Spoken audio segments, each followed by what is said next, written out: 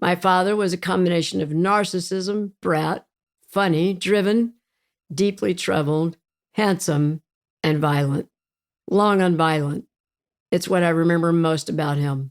I've often wished he was an alcoholic so I could blame that for the cause. I never knew the cause. I still don't. My mother was afraid and optimistic and afraid and kind and a Christian woman and afraid. Afraid of my father and afraid of most other things. The brothers and I endured and survived 18 years each of physical, mental, spiritual, and emotional abuse. Affection contorted provision and fear. Fear that was lightly salted with sympathy from a very few outsiders, and randomly peppered with genuine laughter inside some of our growing up houses. The laughter typically happened when my father was out of town on business. I was sexually handled or molested or investigated or abused many times as a child. Not by my father, but by people I trusted, people I should have trusted, people that I wanted to trust because I wanted to trust someone. I wanted to be safe someplace. I did not know then that trust was a matter of worthy. I was beaten and slapped and punished revengefully for things I did do, but also for things I didn't, and for things that never even happened in our world because my father had a sad and bad mind, and my mother couldn't stop him from his rages against herself nor her children.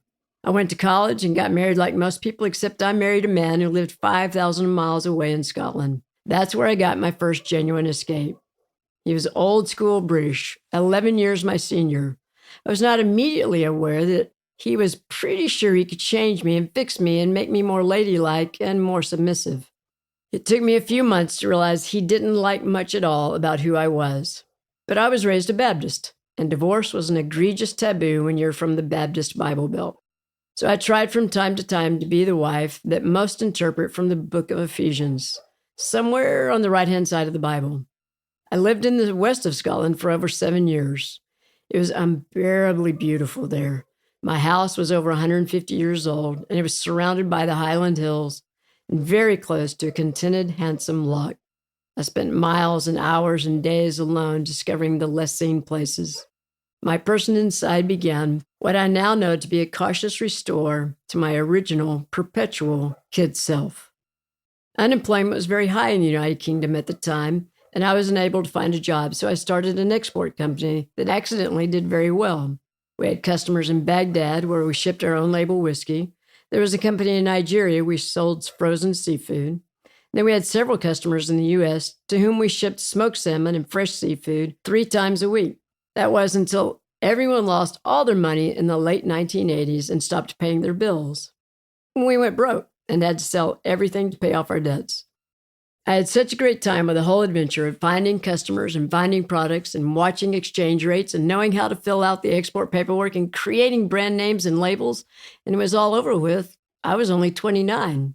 So I pretty much just counted it an extraordinary adventure and rated myself for another one like it. My husband was 40 when the ship sank, and his midlife crisis kicked in, and he responded very differently. I was used to that. We didn't respond the same to much of anything. But that was the clear final series of nails in our marriage coffin. This was confirmed by the final act of ripping all the pages of Ephesians out of my never-used Bible and slamming them into the tense and horrible air between us. During those years of living in Scotland, I had matching twin girls named McLean and Mackenzie who did not stay on earth long enough to know me. I had one beautiful son who stayed long enough to love me back as best he could, but currently does not. I miscarried one child that I did not know at all, and I did not name, and I did not bury. After 12 years, that marriage was closed for business in a courtroom decree, and as much as it needed to be over, I grieved it hugely. When I moved back to Texas for good, I accidentally started a landscape company that has done well, and I'm a landscaper now. I've raised my son with good intentions and a poor plan and crazy love, and made more than the typical mistakes of a single mom. I also did many things well, but he doesn't know that yet. 11 years after the divorce was final, I met my husband Tank on an online dating site, and we've now been married over 13 years.